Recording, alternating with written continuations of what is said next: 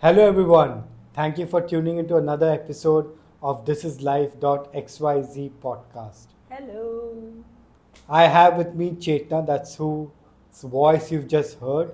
She's a transformation coach and a wellness architect. That's Yeah. right. And I'm Prateem. I, apart from being a tax consultant, I see myself as a sports enthusiast and a Yes. food lover. Amazing. We have known each other for what, more than a decade, Chetna? More than a decade. I think much more. I think you were the bagwala friend in college. I remember. So So, college was when? 2011. 10, 11. I think before that. Oh right? wait. 8, 9. Yeah, 10. Yeah, 8, 9. 8, 9. So that 10. is not 10 years. Yeah, that's. 15 years. Yeah, We I don't know think each I other. should tell my peers that that I'm bad with numbers, right? No, but they'll probably not hear this one. Yeah, Maybe so they will.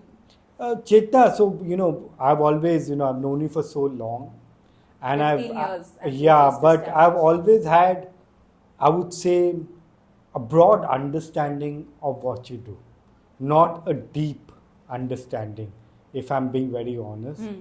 So, what does a transformation coach and a wellness architect do? What does a what do they do, and what does a you know daily life look like?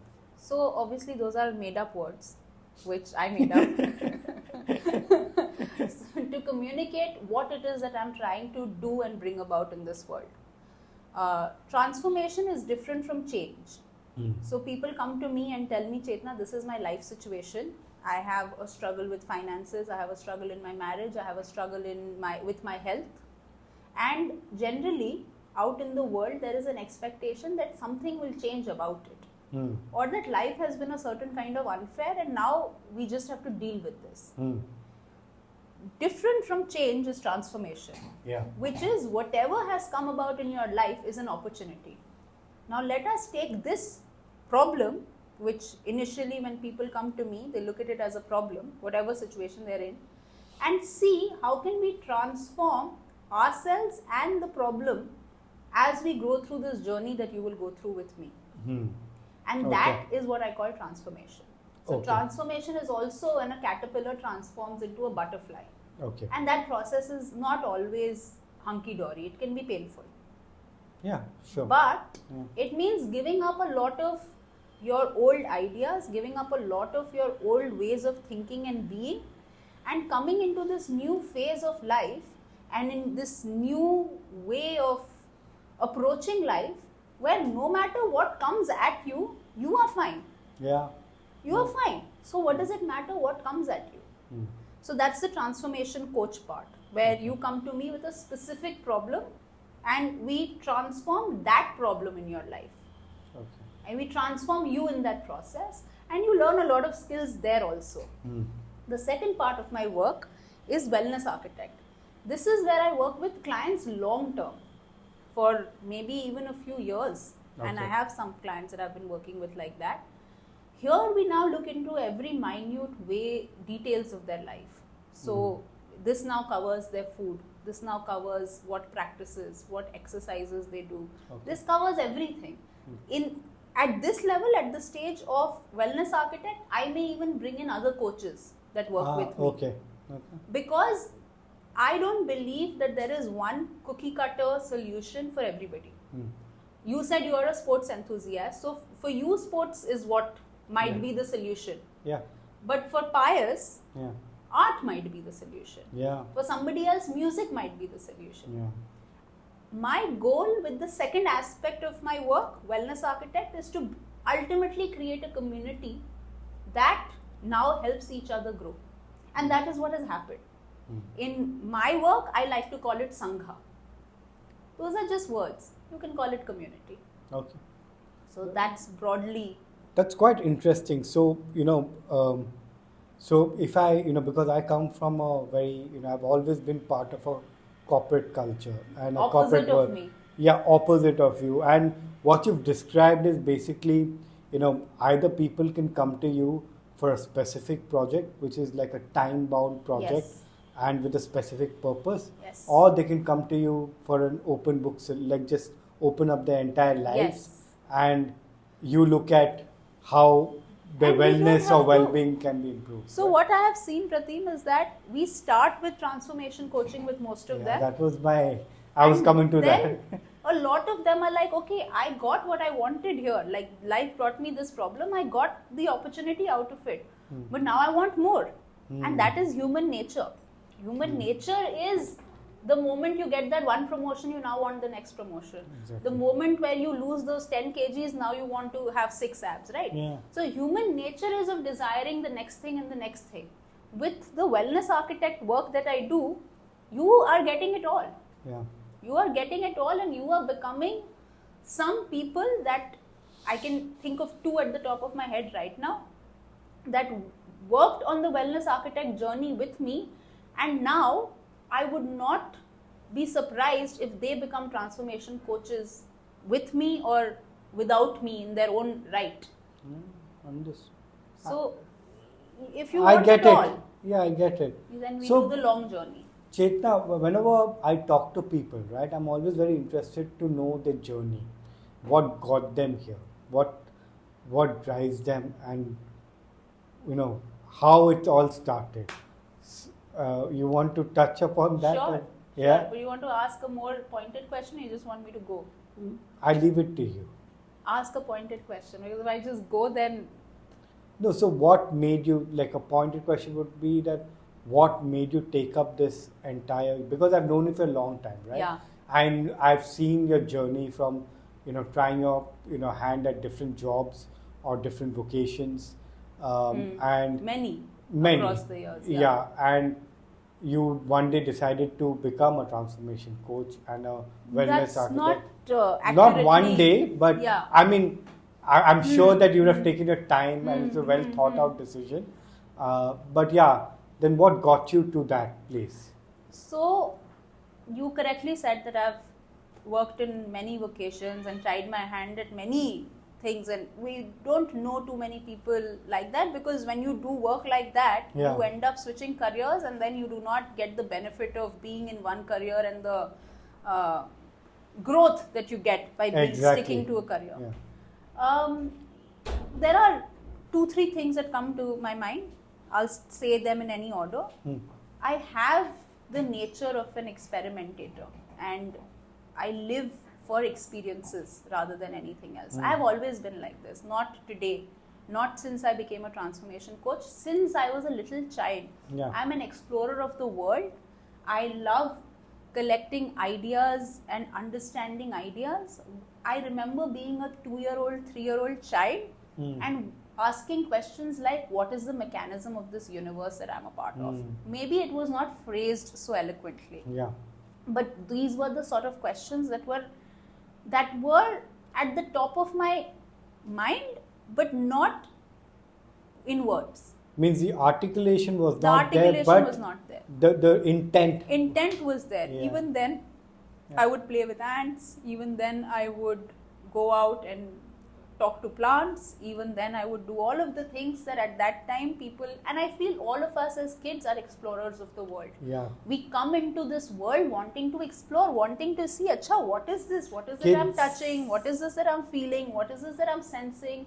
Have you seen how kids just will put their face in the mud, Yeah. or suddenly start shouting and bawling?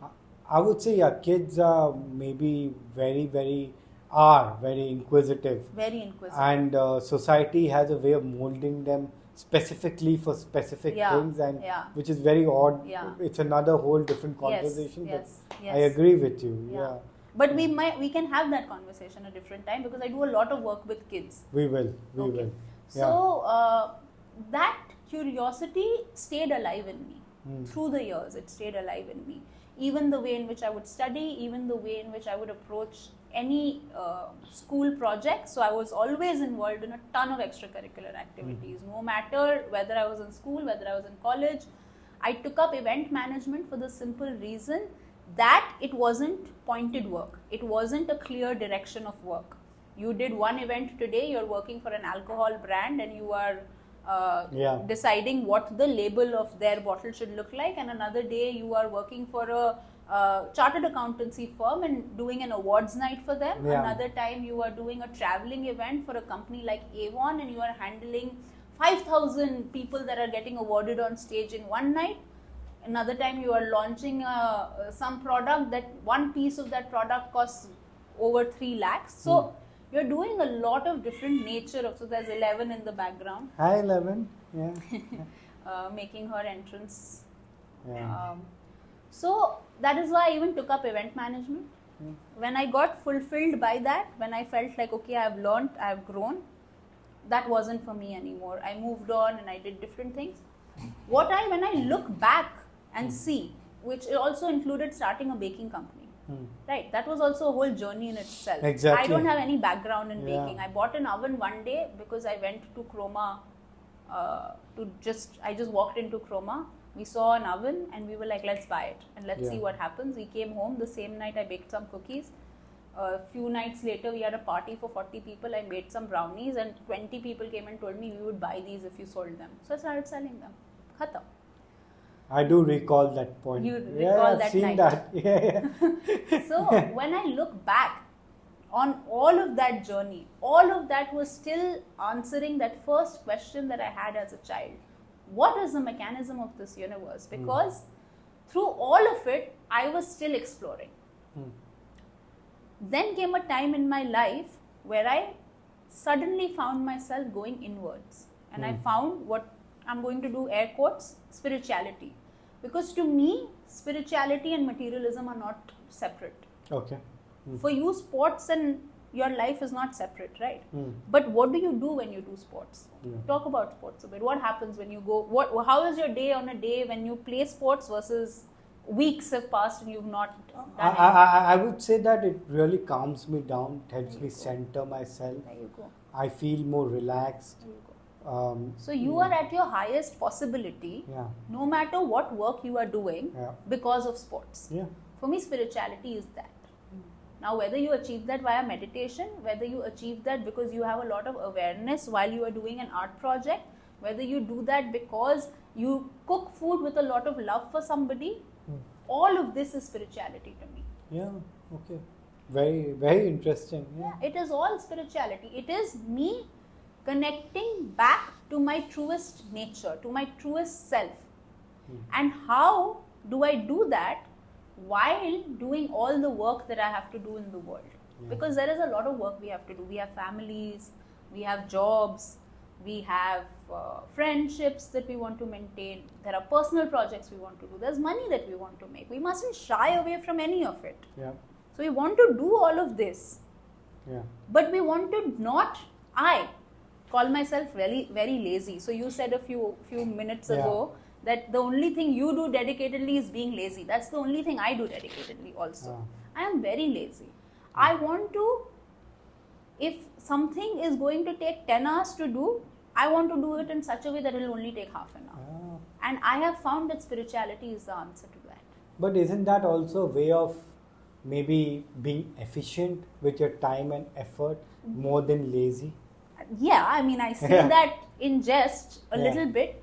But I feel it stemmed from my desire to be efficient and the world telling me you're not working hard enough to get the results you're getting, but then constantly still getting those results.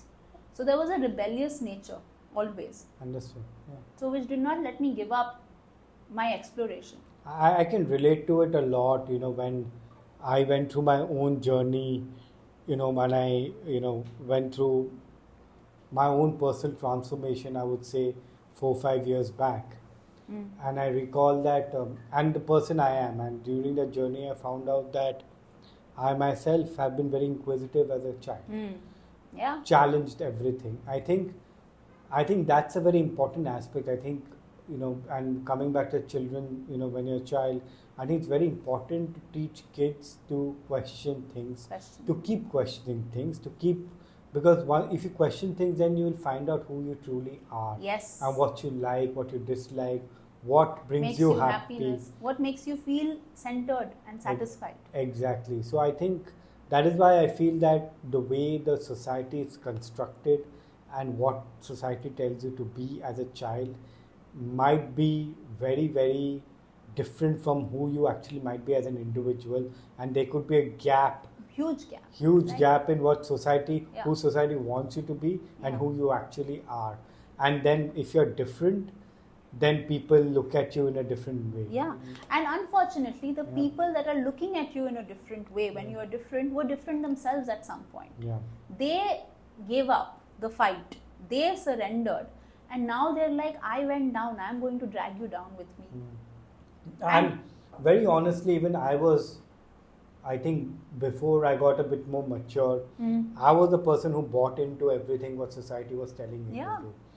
Like I do still have a corporate job. Very honestly, I'm not, if you look at it, I'm still playing. But there's part- nothing wrong yeah. with that. I know now. I know now. It's just the way, I think your thoughts and your intentions matter a lot. Yes.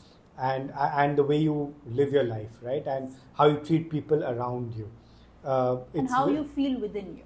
I would say Exactly. the first and foremost thing is how you feel within you. Exactly. And the byproduct of that is everything. The Yeah. byproduct of that is how you feel at work, how many hours you need to put in to do the same amount of work, then also how you would treat people around you. So, can I talk a little bit about how health is structured? Yes, please. So, health has many dimensions. Yeah. And there are layers of it. So, Yeah. your physical health is something that we all talk about, and we go to gyms when we are well, we do sports. Yeah. And when we're unwell, we go to doctors to address physical health. Yeah. Now, mental health is also coming up. So, there's a lot of focus on mindfulness, and that's why meditation is talked about. But that sort of meditation is not truly meditation. That is something that in yoga would be called dharana, concentration. Okay. So, but concentration is also a good enough place to start, because these days I see kids don't even have the focus of more than 9 Oh, seconds. yeah. That's Because true. the reels are 3 to 9 seconds maximum. So their focus is that.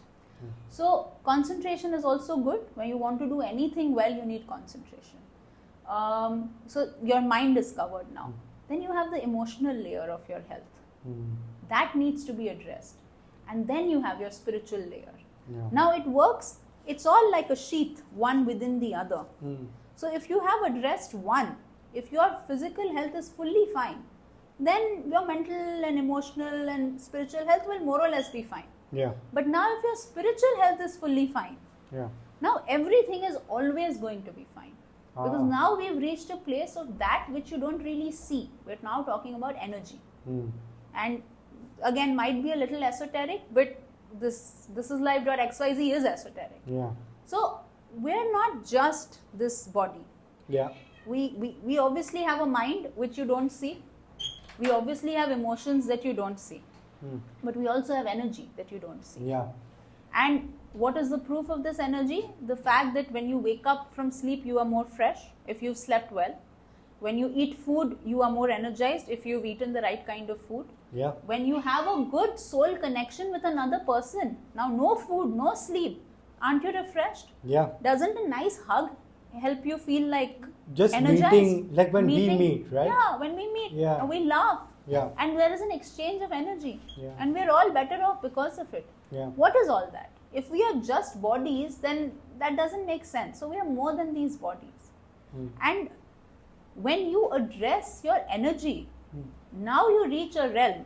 So I'm going back a few steps and expanding on the wellness architect answer. Yeah. Why am I an architect? Why wellness an architect? Wellness or well-being means now when you do not have any disease, or if a disease or an infection or something were to come at you from the world, you are equipped to now solve it. Yeah. Whether it is something that you are able to do on your own or with the help of me and my team or anybody else, that Yeah. doesn't matter. But you are equipped, you are aware and equipped to solve it. Yeah. So that is now when you are in full health, most people today do not know what it feels like to be in full health.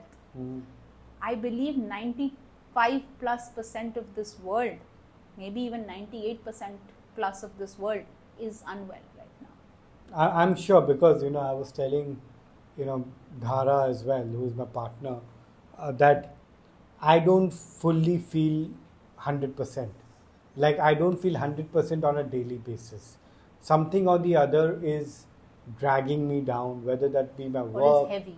It's heavy. Dense. Whether it's work, whether it's just other personal commitments, whether it's family, whatever be it, it's just dragging me. I don't feel 100% all the time. I knew as a child I felt 100% more often than not, But and you remember that feeling. yes, I do. And when you remember that feeling, Yeah. and there's a reel I made today.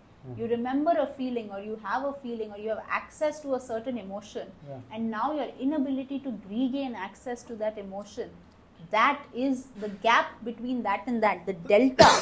That delta is your negative emotion. Yeah, and I can relate to what, I mean, I can at least understand what you're saying because No, I'm sure. I know, see, some days I think more often than not, I think now it's like a 50-50, 50 days I'm feeling 100%, 50% of the times I'm not. Something or the other is playing on my mind, Yes. whether that be it, like I was great at compartmentalizing my life in terms of keeping my work in a specific bubble. box, Yeah. my personal life in a box, Yeah. other aspects of my life, whether that be sports, food, friends, work also, there will be sub compartments. Yeah. But sometimes as you grow older, responsibilities increase, right?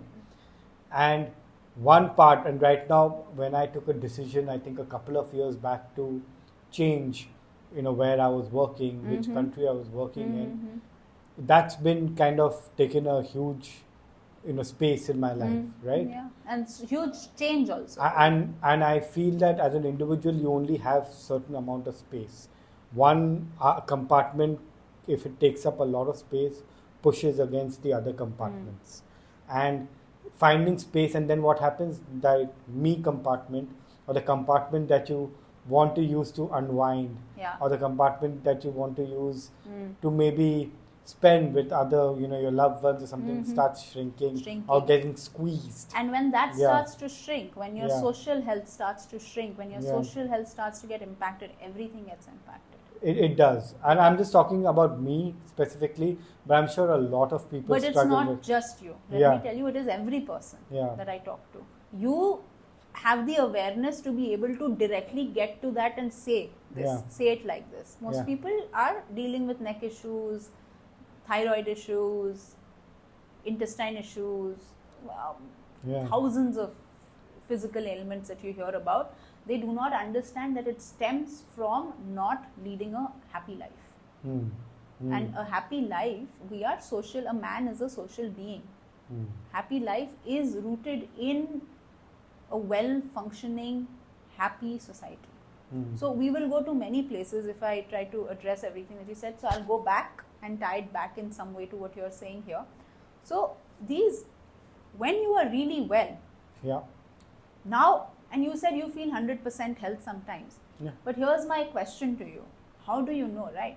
Yeah. You know that you feel the highest you feel. It's a feeling. It's a feeling. But trust me, an even higher dimension of health is available. At each stage, a higher and a higher and a higher dimension of health is available.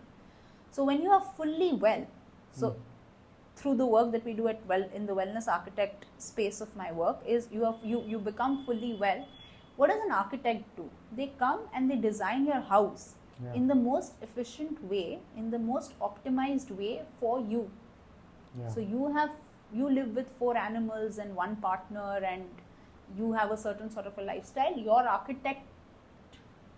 The architect will create your home for you. You like sports, so you may have a swimming pool or table tennis. It's like a personalizing. It's optimized to you. You will understand the person coming to you, their life, Yes. and build Yes. build a structure and like an develop ecosystem. skill sets within them and provide them with ecosystem to both live the life that they are currently living very well. That is why the company is also called thisislife.xyz. Yeah. So this is life, but then the other part of it is that you also renovate your Beautiful. house, right? Yeah. So beautify is a part of this, Yeah. but you also renovate your house. That's the .xyz part of it. Okay. That you come and say, okay, Chetna, I've lived this life for many years. Now I want to switch. Now I want to up the game. Now I want to play at a different level. And that's where I want to. So that's I've now spoken about wellness architect. Now I want to come back to what you said about not having space. Yeah. No, it's not like that, Prateem. Again, I'll go back into the basics. because Yeah. that is what my fundamental question Yeah. was when I was growing up. What is the mechanism? What is the basis of this universe? Now, coming into the basis of the physical universe, we are all, everything around us, whether this table or you or your fancy watch, chair, anything, everything is made of 5 basic elements. Earth, water, fire, wind or air, and space. This is the space that you're talking about. It is represented at each layer of health in a subtler and subtler way. The first four. So space, also called ether, or in Hindi you would call it the Akash Tattva. It is that when your energy or your Akash Tattva is not expanded in a certain way, that X amount of work can feel like it's taken up all my space. But we know that with the same length of life, more or less, 60 years, 70 years, 80 years, whatever is the average age, and the same availability of resources, there are some people who do a ton of work in one day. They do. And some people who are able to achieve very little. Yeah. And we know this. There is no hiding There this. There is. Yeah. We don't have to take names, but I don't know. There are examples, many examples, right? So, it is that space element. You can increase your space element. You go into cells. So if we talk about cells. When I said that everyone has certain amount of space, you're That is saying not that's not fixed. true. That is you're not saying fixed. that there is. You can.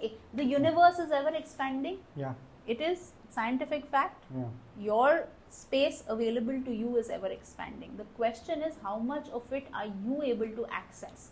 The concern or the lack is not in what is available, but in what you are able to access out of what is available. Another question comes up. But Chetna, if I take, so sometimes people come to me for very direct things. I want money, I want this, I want that. There are specific things, and nothing wrong with that, because that is their path to this aspect of life. If I get paid so much, what will be left for the other people? It's a question. That's a question. That's a question. Or am I, like this morning, a client of mine said, I want to be able to be available to everybody. I don't want my charges to be so high that some people cannot afford me. Okay. And that is very constraining. And that's what I told her.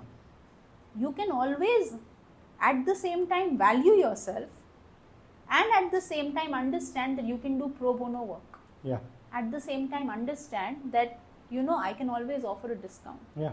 At the same time say, yes, I want money and I will charge where my energy goes to a certain level more. But here, because you are so willing to take what I am wanting to give you, I am actually not expending a lot of my energy. Yeah. So I will do it for much less. Yeah. You can have this flexibility. How will you have a flexible mind if you do not have space to move the components of your mind around? Yeah. Right. You said we have so many projects and so many boxes, and that we compartmentalize work and friends and personal growth and sports, etc. How do you, the word I like is vistar, expand. How do you expand each of this if you are coming with the assumption that the space that you have is limited? Which means you're always picking and choosing. And the rebels don't like to pick and choose. They want everything to go their way. And I'm one of those people. So I want everything to go my way. No, I'm going to have it all. I'm going to figure out how to do that. And the way to do that is very simple. You expand your energy. And one of the beginning foundational ways to expand, I'm going to do an Instagram live on this very topic very soon, by the way, is to then now to begin by, you would have studied costs and works accounting. I did. Tell me a little bit about cost heads. ऐसा कुछ था ना? Cost heads and which one you want to reduce, which head is costing a lot. Yeah, the different kinds of models. So you have to look at fixed, variable, things like that. So there are fixed things. You need to take care of yourself. Yeah. Non-negotiable. You want to be with your family. You look after your family. You want the environment around you to be well, so you don't litter. I'm just saying the most basic things. And then there are variables. But you see what is taking up a lot of my energy. Yeah. Simply put, for the audience, we can give a simple idea. Do an 80-20 Pareto principle of your own life. see where are you spending 80% of your energy but only getting 20% output, and where are you spending only 20% of your energy and getting 80% output. Look at your life a little bit. Get to know yourself. You don't need to begin, you do not need an external person. Yes, I do yoga and I have a yoga teacher, and I learn music and I have a music teacher, but you don't necessarily need an outside party always. And I agree with you. I think, and I was trying to get to this point, I think a couple of minutes back. And what I heard from you and about your childhood and what I could relate to as a child myself, when I was a child, was introspection. Introspection is very important for a human being, and I think once you're an adult, when you're a child, you're always free flowing. Yeah, I think as an adult, you must introspect at least and see, where you are at and where you want to be. Yeah, exactly. I think it's very important. I think, and I've seen a lot of people. At least I take time out to introspect in my life. But I don't know. Which is why your awareness is expanded than the average corporate worker. I think more or less generally I've seen that people don't do it. But yes, I think I concur with you on that, and I think about the space, it was fascinating to hear about that, that you can expand. You can expand it. Yeah. You can expand. There are many ways. About the compartmentalizing bit that you mentioned, I want to say one thing. Yeah. That, we've compartmentalized time. We've said 1 year. Time, yeah. We've said 1 year, 1 month, 1 week, this weekend. Your life is not compartmentalized. Please know. It doesn't matter whether you live 20 years or whether you lived 80 years. That is just a way for the mind to calculate and to analyze. Yeah. But in all, you just have one life. And this is that life. So, yes, these compartments can exist so that we can make sense of it. But please understand, there is no real compartmentalization of time, there is no real compartmentalization of life, and there is no real compartmentalization of energy. And I agree with you on principle. I think I brought the same principles. I think it's just that I think everyone's approach could be different towards the same goal. Has to be different. Yeah. Has to be true to themselves. Yeah, exactly. I think, Chetna, this was a wonderful chat and a session. High five. It was lovely. Lovely. I loved it. Yeah. And so easy breezy. Exactly. We must do this more often. And yes. We can even do it online. Since you don't live in this country anymore, Prateem. I have sold my soul. Yes. No, we'll buy it back. Yeah. But it was lovely, Chetna. And awesome. I think we have already spoken about a couple of topics to speak about, in other sessions. Yes. Sounds awesome. Okay. Thank you, everyone. Thank you for tuning in. Watch out and do tune in to future episodes as well. Of This Is Life podcast with Prateem and Chetna. Okay, bye. Bye.